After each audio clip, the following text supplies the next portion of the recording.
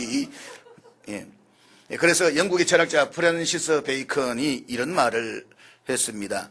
아는 것이 힘이다. 그게 프랜시스 한 말이 맞나요? 싶어가지고 그럴 것 같은데, 아는 것이 그래도 힘이다 하는 것입니다. 그러나 여러분, 사실 아는 것이 힘은 아닙니다. 아는 것은 단지 잠재적인 능력일 뿐입니다.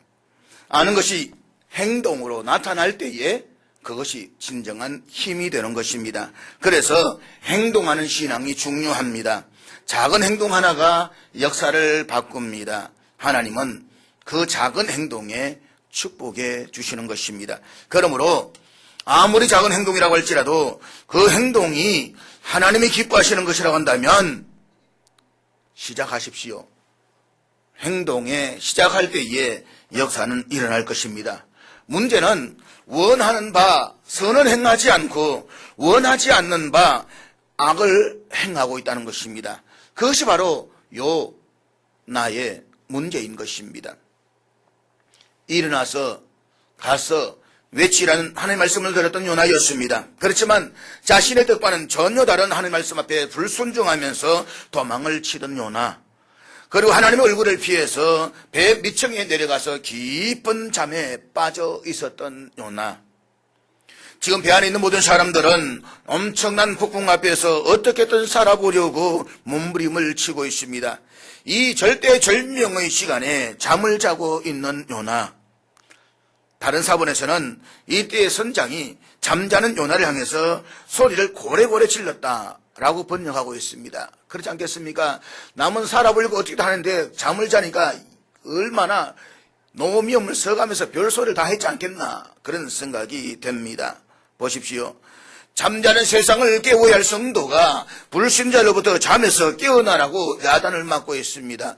세상을 향해서 말씀을 선포해야 할 선지자가 오히려 불신자들로부터 욕을 먹고 있습니다. 그래 여러분, 이 요나의 문제는 그가 단순히 배 밑층에 내려가서 잠을 잤다 하는 데만 있는 것은 아닙니다. 그는 배를 타고 항해를 하고 있음에도 불구하고 배 안에 있는 어느 누구와도 교제를 나누지 않았습니다. 그는 하나님으로부터 지명된 선교적 사명을 감당해야 하는 사람임에도 불구하고 배 안의 사람들에게 하나님의 말씀을 선포하지 않았습니다. 배 안에 있는 어떤 사람도 요나가 누구이며 그가 어디에서 왔는지 아는 사람이 없었습니다. 아마 그대로 배가 침몰했다고 한다면 아무도 이 요나를 생각하지 못할 것입니다. 그는 철저하게 자신을 감춘 익명의 그리스도인이었습니다. 익명의 그리스도인. 우리가 이 익명의 그리스도인이라고 해서 다 나쁜 것은 아닙니다. 교회 역사를 살펴보면 죽도록 충성하고 헌신과 섬김의 삶을 살았음에도 불구하고 그 이름이 감추어진 익명의 그리스도인들은 헤아릴 수 없이 많이 있습니다. 그리고 그들을 통해서 교회가 세워져 왔음을 부인할 수가 없는 것입니다. 그들은 오른손이 하는 일을 왼손이 모르게 하라는 주님의 말씀을 온몸으로 실천하면서 살았던 사람들입니다. 작은 헌신에도 생색을 내며 자신의 이름을 드러내기를 좋아하는 사람들에게 이와 같은 익명의 그리스도인은 우리 모두가 마땅히 본받아야만 할 것입니다. 그러나 문제는 성도들과의 아름다운 관계가 단절된 익명의 그리스도인들입니다. 이들은 교회 다니면서 스스로 그리스도인이라고 말하지만 교회의 사람들과의 참다운 교제가 없습니다. 때문에 교회 안에 있는 어느 누구도 그가 누구인지를 알지 못합니다. 오늘 한국교회 안에 이런 익명의 그리스도인들이 얼마나 많이 있습니까?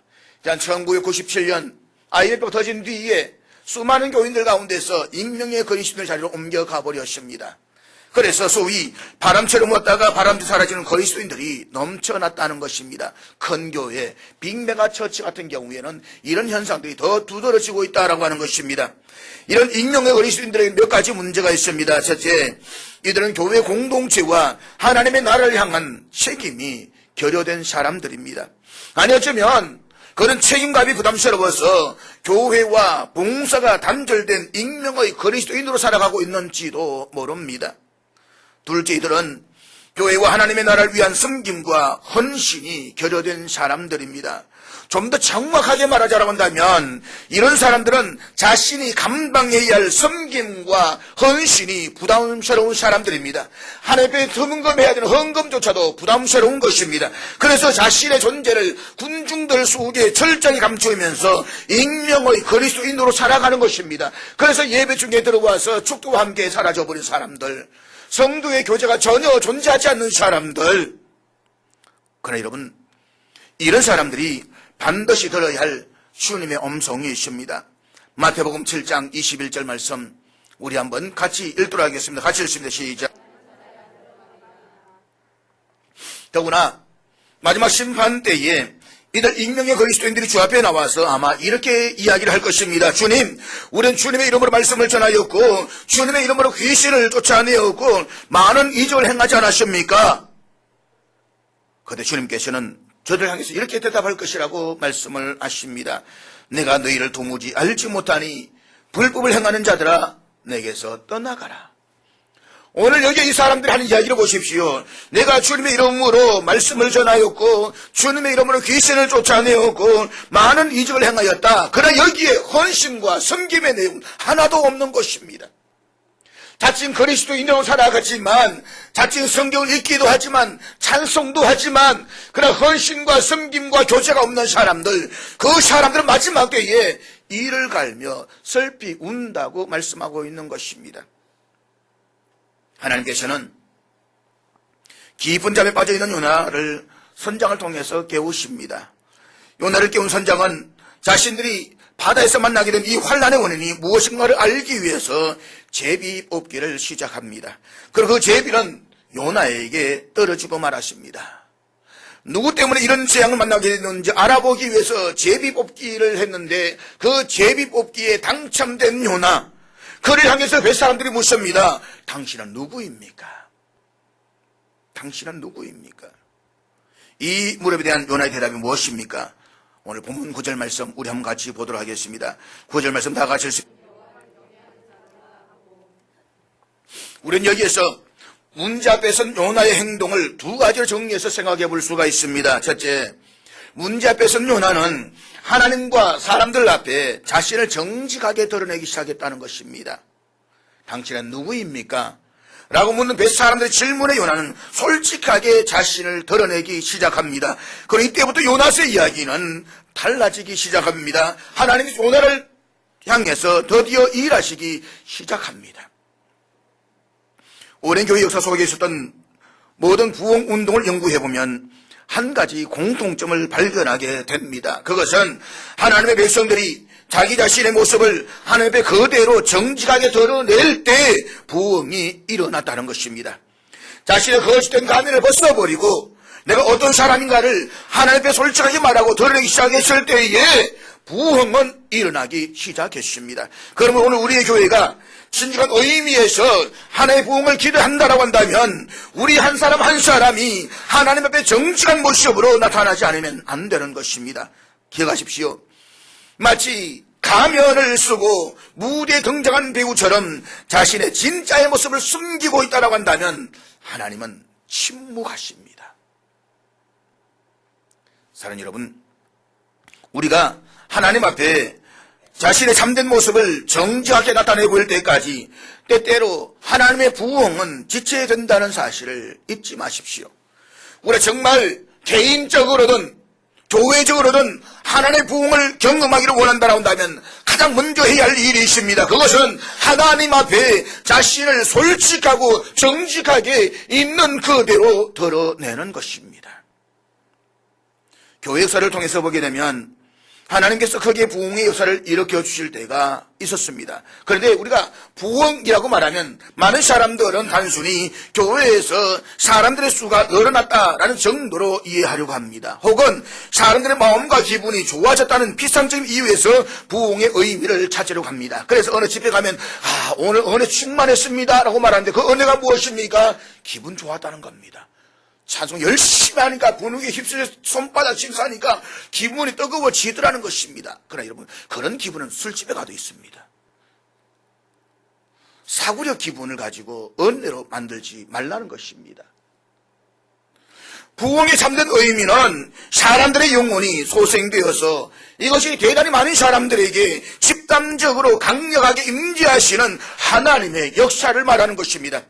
이 하나님의 역사하심을 모든 사람들이 바라보고 그 하나님의 역사 앞에 압도당하며 한 교회와 개인이 새로워지는 하나님의 특별하신 역사가 바로 부흥입니다. 이런 부흥운동 종종 역사 속에 등장합니다. 최근의 사건을 보면 영국의 웨일스 대부흥운동, 미국의 대각성운동, 또 우리 한국교회 초대교회에 있었던 원산부흥운동과 평양대부흥운동, 이런 부흥운동들은 그와 같은 하나님 특별한 손길을 보여주고 있는 것입니다. 그러나 여러분, 그 부흥운동의 중심에는 언제나 나 자신의 모습을 하나님 앞에 있는 그대로 정직하게 드러내는 데서 시작된 것을 잊지 마십시오. 평양대부흥운동의 시작이었던 원산대부흥운동, 여기는 두 여성교사가, 미국의 여성교사가 앉아서 성경 공부를 하다가 거기에서 자신을 보기 시작하는 겁니다. 거기다 하리 영리라는 선교사가 참여합니다. 이 하리 선교 참석해서 보니까 도대체 내가 왜 안 될까? 한국에 와서 아무리 선교하고 복음을 전했는데 교인들은 늘어나지 않고 왜 이렇게 될까? 왜 나는 자식만 낙심되고 힘들어할까? 라고 하다가 그것이 바로 자기에 있는 것을 깨닫게 됩니다. 내가 서양 우월주의를 가지고 저 조선 사람들 얕보고 멸시했던 것이 바로 나의 원인이었다. 그런 주일 앞에 그는 이 고백을 하는 것입니다. 여러분, 제가 여러분들 무시했습니다. 저는 여러분들 얕잡아 보았습니다. 제가 회개합니다. 그런데 앉아있던 사람들 가운데서 아닙니다. 우리가 서용 선교사를 미워했습니다. 서로가 자기의 고백을 드러내는 순간 원산 대부흥운동이 일어납니다. 그 부흥을 이어서 평양 대부흥운동이 일어나는데 평양 대부흥운동의 중심에 길선주 목사님이 계셨습니다. 이분이 저녁에 모든 사람들 앞에서 나와서 회개합니다. 여러분, 저는 제 친구가 죽으면서 저에게 맡겨주신 재산을, 그 아내를 위해서, 가족들을 위해서 맡겨주신 재산을 제가 다 도둑질 해버렸습니다. 저는 죽일 놈입니다. 하나님, 제가 용서받을 수 있습니까? 그 회개하는 순간 모든 사람들이 회개하면서 눈물바다가 되고 삶의 변화가 일어났다는 것입니다. 그것이 부흥이고 변화인 것입니다. 자, 여러분, 오늘 우리 시대의 문제가 무엇입니까? 많은 사람들이 가면을 쓰고 정직하지 못한 모습으로 하나님 앞에 서려고 한다는 것입니다. 심지어 은혜 받은 것조차도 가정에서 아주 가정스럽게 드러내는 사람들이 있다는 것입니다. 여러분, 하나님은 전지하십니다. 모든 것을 다 아시는 하나님이십니다. 그분께서 우리의 잘못되고 이중적인 모습을 모르실까요? 그럼에도 불구하고 우리는 하나님 앞에 거짓된 모습으로 서려고 합니다. 하나님은 아십니다. 요나서의 이야기는 요나가 정직하게 스스로를 나타내 보이는 그 순간부터 시작되고 있다는 사실을 잊지 마십시오. 요나, 그런 폭풍으로 두려움 빠져 있는 사람들 앞에 드러내기를 꺼려하는 부분까지 정직하게 내놓기를 원했습니다. 그는 하나님과 자신만이 아는 은밀한 이야기를 사람들 앞에 고백하기 시작합니다. 그렇습니다. 나는 하나님의 얼굴을 피해서 도망가고 있었습니다. 나는 불순종한 사람이었습니다. 하나님의 선교 명령을 더 이상 감당할 수 없다고 생각했습니다. 그래서 하나님의 얼굴을 피해서 지금 도망가고 있는 중입니다. 요나의 이 고백이 요나스의 이야기를 다르게 만들기 시작했습니다. 그리고 그의 이 고백은 거센풍랑이 일어나고 있는 바다의 상황을 바꾸는 전환점이 되었습니다. 사랑하는 여러분, 성경을 통해서 살아계신 하나님의 영광을 생생하게 보았던 사람들이 그들의 입술에서 가장 처음 토해내었던 고백이 무엇인지를 아십니까? 누가복음 5장에 보면 게네사렛 호숫가에서 고기를 잡고 있었던 베드로의 이야기가 기록되고 있습니다. 그는 어부로서 바다에 그물을 던지면서 평생의 삶을 살아왔습니다. 그는 누구보다도 갈릴리 바다를 잘 알고 있는 사람이었습니다. 그 바다의 바람과 날씨, 그리고 고기가 어디에서 많이 잡히는지, 또 어떤 방법으로 고기들을 몰 수가 있는지 누구보다도 잘 알고 있는 사람이 바로 베드로 자신이었습니다. 그러나 어떻게 된 일인지 그날 밤에는 밤새도록 그 물을 내리며 수고를 했지만 한 마리의 고기도 잡지를 못했습니다. 땀 흘린 노동의 수고만큼 결과를 얻지 못하고 힘들게 그물을 싣고 있는 그 현장에 낯선 한 사람이 등장합니다. 그분은 예수님이셨습니다. 예수님은 실망하여 축 늘어진 모습으로 그물을 정리하고 있는 베드로에게 말씀하십니다. 깊은 데로 가서 그물을 내려보거라. 이때 베드로는 얼마든지 이렇게 말할 수가 있습니다. 아니, 당신은 누구이십니까? 나사렛의 목수가 아니십니까? 목수가 바다에 관해서 무엇을 얼마나 더 알 수 있다는 말입니까? 나는 어부입니다. 바다와 함께 평생을 살아왔습니다. 고기가 어디에서 많이 잡히는지를 누구보다 잘 알고 있는 나에게 목수인 당신이 충고를 하시다니요. 그러나 베드로는 그렇게 말하지 않았습니다. 이 장면에서 베드로가 겸손하게 행동할 수가 있었다는 사실은 베드로에게 축복이 되었습니다. 베드로는 이 젊은 나그네 말을 따르기로 합니다. 그리고 그는 이렇게 고백합니다. 누가복음 5장 5절 말씀 우리 한번 같이 읽겠습니다. 다 같이 좀 시작. 이 고백을 한 후에 그는 그물을 던졌습니다. 그렇게 말씀에 순종했더니 그 결과를 성경은 이렇게 기록하고 있습니다. 이어진 6절 말씀 우리 다 같이 읽도록 하겠습니다. 같이 읽습니다. 시작. 그렇게 하니 고기를 잡은 것이 심히 많아 그물이 찢어지는지라. 그물이 찢어질 정도로 많은 고기가 잡혔습니다. 그 다음에 베드로는 어떤 반응을 보였습니까? 그때 그 자리에 당신이 계셨다고 한다면 무엇이라고 말을 했을 것 같습니까? 아마 저라고 한다면 이렇게 물어보았을 것 같습니다. 아니, 여기에서 고기가 많이 잡힌다는 것을 도대체 어떻게 아셨습니까? 정말 대단하십니다. 어디서 고기를 잡다가 오셨습니까? 그렇게 좀 물어볼 수 있지 않겠습니까? 그러나 대화의 흐름을 깨뜨리는 베드로의 파격적인 선언을 한번 보십시오. 그는 그물에 찢어질 정도로 많은 고기를 잡는 순간 예수님 앞에 엎드려 이렇게 고백합니다. 주여, 나를 떠나소서. 나는 죄인이로소이다. 베드로의 이 고백은 예수님과의 대화의 흐름과 맥을 완전히 달리하는 고백이었습니다. 고기가 엄청나게 많이 잡힌 장면에서 갑자기 튀어나온 이 고백은 우리가 예상하는 것과는 전혀 다른 말이었습니다. 나는 죄인입니다. 여러분, 베드로가 왜 이런 고백을 했을까요? 베드로는 그 순간 자기 앞에 서 있는 이 낯선 젊은이를 단순한 한 나사렛의 목수로 바라본 것이 아닙니다. 그때 그는 자기 앞에 서 있는 분이 하나님이신 것을 깨달았습니다. 바다를 알고 우주를 창조하시고 모든 것을 지배하시는 하나님이신 것을 깨달은 것입니다. 그는 나사렛 예수를 통해서 하나님을 대면하고 있었습니다. 예수 그리스도를 하나님으로 지각하는 순간이었습니다. 그리고 이 거룩하시고 전능하신 하나님 앞에 서는 순간 모든 피조물은 그 앞에 엎드러질 것입니다. 그리고 이렇게 외칠 수밖에 없습니다. 주님, 저는 죄인입니다. 그렇습니다. 거룩하신 하나님 앞에 서는 순간 모든 인간은 스스로 자신의 죄가 얼마나 크며 이 죄로 말미암는 비참함이 얼마나 심각한 것인가를 깨달아야 됩니다. 그 다음에 사랑하는 여러분, 밝고 밝은 빛 앞에 모든 것이 드러난 그 순간 그분은 내 마음속을 꿰뚫어 보십니다. 그렇다면 거룩하신 하나님 앞에 서 있는 나는 얼마나 추악한 죄인입니까?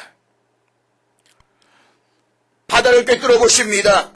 고기의 흐름을 아십니다. 내 생각의 바탕을 아시고 내 마음의 중심을 아십니다. 그 불꽃 같은 안목으로 나를 꿰뚫어 보시며 나를 아시는 그 하나님, 그 하나님 앞에서 이 고백은 지극히 합당한 것입니다. 나는 죄인입니다. 사랑하는 여러분, 우시아 왕이 죽던 해에 이사야 선지자가 성전에 들어가던 그날의 일을 기억하십니까? 그는 거룩하신 하나님을 경배하기를 원했습니다. 그날 하나님은 성전에 들어온 이사야에게 특별하신 방법으로 자신의 모습을 보이셨습니다. 성전 안에는 하나님의 존재를 알리는 연기가 충만했습니다. 그때 이사야 선지자는 서랍들이 보좌 앉으신 영광 중 영광스러운 주님을 찬양하는 소리를 듣게 됩니다. 거룩하다, 거룩하다, 거룩하다.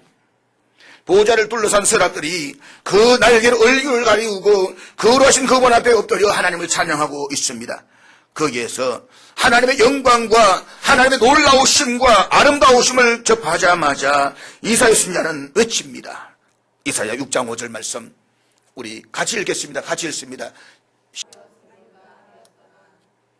감히 하나님 앞에서 입술을 벌릴 수 없을 만큼 더럽혀진 내 언어. 천사들이 영광스러운 하나님을 찬양하고 있는 그 순간에 그 하나님 앞에서 나는 상대적으로 얼마나 더럽혀져 있는지요.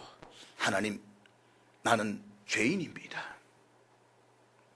살아오면서 거룩하신 하나님 앞에 내 영혼이 부딪히는 경험이 없는 사람, 나는 죄인입니다라고 가슴을 치면서 통회한 일이 없는 사람, 기억하십시오. 이런 경험과 고백이 없이는 어느 누구도 새로워질 수가 없습니다. 이것은 단순한 도덕적인 지각이 아닙니다. 이것은 내 안에 역사하시는 성령님을 통해서 내가 하나님을 보고 하나님께서 나를 바라보시는 그 순간 하나님 앞에 토할 수밖에 없는 고백인 것입니다. 그러나 우리가 자기 자신의 모습을 있는 그대로 드러내놓고 죄인임을 고백하는 순간, 그 순간부터 나를 지으신 하나님은 나를 통해서 새로운 역사를 시작하십니다. 기억하십시오. 그걸 잊지 마십시오. 하나님, 그분은 홀로 우리 인생의 주인이십니다. 그분은 나를 만드셨습니다. 그리고 나를 고치십니다. 하나님은 나의 창조자이십니다. 나를 만드신 그분은 내가 어디에 병들었는지를 알고 계십니다. 그러나 내가 솔직하게 하나님, 제가 이렇게 병들었습니다 라고 토하는 그 순간부터 나에게 손을 대기 시작하십니다. 전지하신 그분은 지금 나에게 무엇이 문제인지를 알고 계십니다. 그러나 내가 정직하게 그분 앞에 엎드려서 하나님, 제게는 이것이 문제입니다 라고 고백하는 그 순간부터 하나님께서는 내 인생의 문제에 손을 대기 시작하십니다. 문제가 있습니까? 자꾸 움츠리지 말고 달팽이처럼 꽈리처럼 파고 들어가지 말고 하나님 앞에 나와 드러내십시오. 울면서 드러내십시오. 통회하면서 드러내십시오. 절박함을 가지고 드러내십시오. 드러낼 때에 하나님께서는 말씀하십니다. 이제부터는 내가 간섭할게. 우리 얼마나 그렇게 해보셨습니까? 아직 내가 할 수 있으니까, 하나님 없어도 되니까, 내 힘을 의지하고 내 꾀를 의지하고 내 이성을 의지하면서 우리 여전히 하나님께 자꾸만 감추어 갑니다. 자녀들이 감옥 보면 세상 살아가다가 힘들 때에 부모님 집에 찾아오잖아요. 찾아오면 이미 부모는 압니다. 얼굴만 봐도 알잖아요. 저놈이 또 무슨 힘든 일이 있을까 묻습니다. 아들아, 뭔 힘든 일이 있니? 네 아버지 괜찮습니다. 그러면 도와줄 수 없습니다. 예, 아버지 사실은 이런 문제가 있습니다. 그러면 아버지는 도와줄 수 있는 것입니다. 알지만 그 입술을 통해서 자신을 드러내기를 원하시는 하나님, 그래서 우리가 입술을 통해서 하나님, 내게 이것이 문제가 있습니다. 나에게 이것이 나쁨이 있습니다. 이런 상처가 있습니다. 내놓는 순간 하나님은 개입하시는 것입니다. 둘째, 문제 앞에 선 요나는 사람들 앞에 책임 있는 행동을 보여주고 있습니다. 보십시오. 요나의 이야기는 이제부터 달라지기 시작합니다.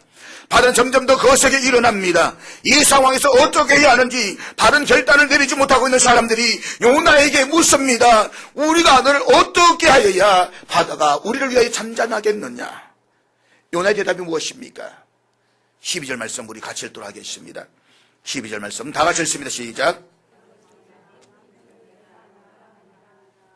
나를 들어 바다에 던지라. 요나, 그는 지금 이 환난과 재앙이 오니 자신에게 있는 것을 깨닫습니다. 내가 안고 일어섬을 아시는 하나님, 내 생각을 꿰뚫어 보시는 하나님, 그분을 피해서 도망할 수 없다는 것을 알았습니다. 하늘에 올라갈지라도 거기에 계시며 지하에 내려가서 다리를 깔고 앉아있느라 할지라도 거기에 계시는 하나님, 그분의 손길로부터 도저히 벗어날 수 없다는 것을 알았습니다. 그 순간 그는 자신이 어떻게 행동해야 하는지를 알았습니다. 그래서 문제로부터 더 이상 도망치는 것이 아니라는 것을 말입니다. 그리고 이 사실을 깨닫는 순간 그는 책임 있는 행동을 선택합니다. 그것은 문제의 원인이 되는 그 바다에 자신을 던지는 것입니다. 그렇습니다. 진정한 회개는 자신의 과거에 대해서 책임을 지는 결단으로부터 나타나지 않으면 안 됩니다. 그것은 회개에 합당한 열매이며 대가입니다. 이것이 회개의 진실성을 증명하는 것입니다. 내가 참으로 회개했다라고 한다면, 그래서 내가 참으로 새로워졌다라고 한다면 지금까지의 나의 잘못된 삶에 대해서 마땅히 책임을 져야만 합니다. 나를 들어 바다에 던지라. 너희가 이 풍랑을 만난 것이 나 때문인 줄을 내가 아노라. 요나가 이렇게 대답할 수 있다는 것은 그래도 천만 다행입니다. 만약 요나가 이 소리까지 못했다고 한다면 아마 어쩌면 그들 모두는 무서운 종말을 맞았을 것입니다. 한때는 세상으로부터 책망을 두고 도망가는 비굴한 선자였지만 그래도 마지막에는 문제의 책임을 질 줄 알았다는 것은 얼마나 다행입니까? 오늘 소위 복음적 기독교 안에 자리 잡고 있는 하나의 커다란 병폐가 있습니다. 그것은 자백하면 용서하신다는 약속 때문에 자백을 그저 피상적으로만 한다는 것입니다. 우리는 날마다 하나님께 나와서 자신의 죄를 고백합니다. 그러나 거기까지입니다. 하나님, 제가 잘못했습니다. 그러나 거기까지입니다. 가만히 보십시오. 행위가 따르지 않는 입술만의 자백을 하는 순간들이 우리에게 얼마나 많이 있어 왔습니까? 요한일서 1장 9절 말씀 우리 같이 보도록 하겠습니다. 같이 읽습니다. 시작. 여러분, 이 약속은 진실입니다. 그러나 이 약속 가운데 나타난 자백은 죄를 버리는 결단까지 포함하고 있다는 사실을 기억하십시오. 우리가 참으로 죄를 자백하기를 원한다고 한다면, 하나님, 제가 이 죄로부터 정말 돌아서기를 원합니다 라고 하는 결단의 의지가 포함되어져야만 하는 것입니다. 그리고 책임 있는 행동을 보여주어야만 합니다. 기억하십시오. 자신의 삶에 관해서 책임을 지고 돌이키는 그 돌이킴이 없는 입술만의 자백은 아무런 의미가 없습니다. 요나의 이 고백은 자기의 삶에 대해서 구체적으로 책임을 지기를 원하는 행동을 포함하는 결단이었습니다. 그는 입술만이 아니라 행위로서 하나님을 향하여 자신의 마음을 지나간 과거로부터 온전히 돌이키고 있는 것입니다. 그리고 문제 앞에서 책임을 지려고 하는 요나의 모습은 분노하고 있는 뱃사람들을 감동시키기에 충분했습니다. 본문 14절 말씀 우리 같이 읽겠습니다. 시작. 이것이 바로 부흥입니다. 이 많은 무리들은 처음에 바다의 폭풍이 일하기 시작했을 때에 저마다 자기 자신들의 신을 불렀습니다. 그는 일상적인 자기의 종교를 통해서 이 환란으로부터 도피하기를 원했습니다. 그러나 그들은 요나의 고백을 통해서 이 상황에서 하나님께서 역사하신다는 사실 앞에 더 이상 피할 수가 없었습니다. 그들은 이 역사가 하나님의 손 안에 있다는 사실을 알았습니다.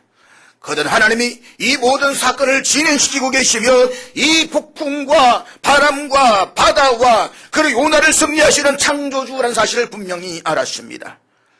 그들은 더 이상 이 문제를 그들의 우상신 앞으로 가져갈 수가 없었습니다. 그래서 무신론자, 다신론자 할 것 없이 모두가 다 하나님께 부러지기 시작합니다.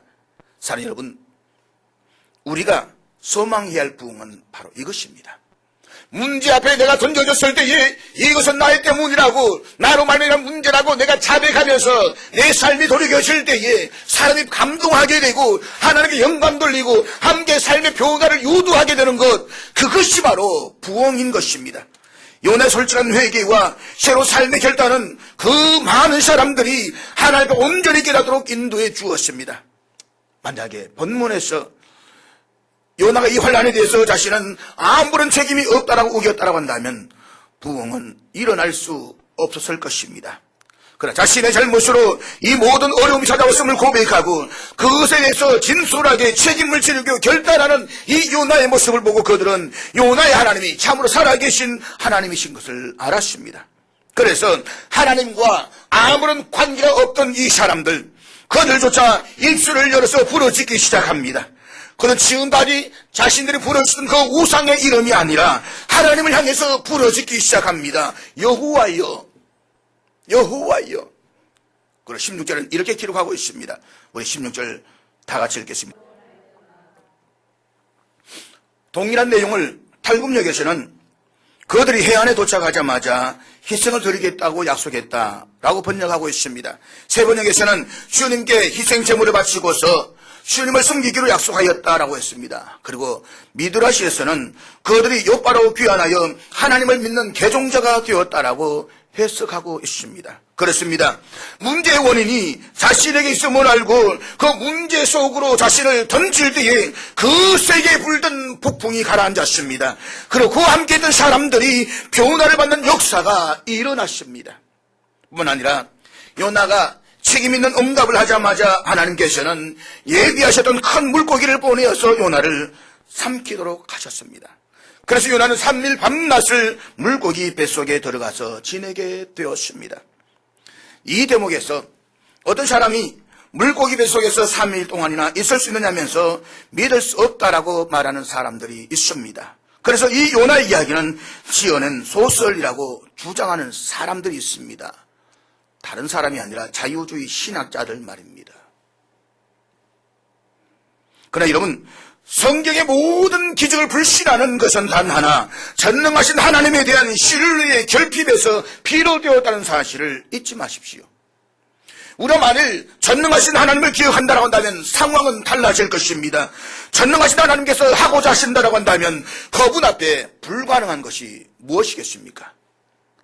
자연을 창조하신 하나님께서는 때때로 이 자연을 초유하여서 초자연적인 역사를 행하실 수도 있습니다. 사랑 여러분, 인간의 유한한 이성으로 무한하신 하나님의 역사와 주권을 빼앗으려고 하지 마십시오. 우리가 성경에서 기적을 다 빼버린다고 한다면 성경은 겉표지만 남게 될 것입니다. 대체 하나님께서 천지를 창조하실 때에 아무것도 없는 무의 상태에서 우주를 창조하셨습니다. 그것은 분명히 기적입니다. 성경 마지막 장에서 우리 주님께서 구름 타시고 영광 중에 온 천하를 심판하기 위해서 다시 오신다라고 말씀하고 있습니다. 이것도 기적 중에 기적입니다. 기억하십시오. 기적을 수용할 수 없는 사람은 창세기부터 요한계시록까지 그 어떤 메시지도 수용할 수가 없을 것입니다.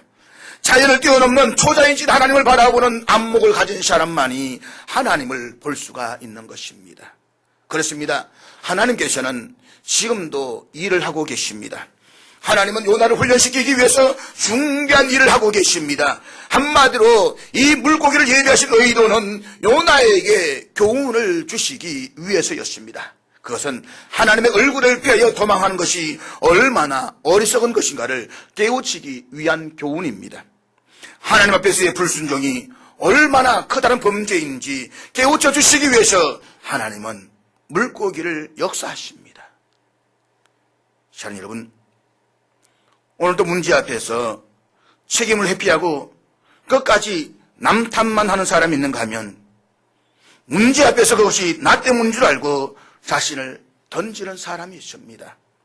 그렇다면 문제 앞에서는 당신의 선택은 무엇입니까?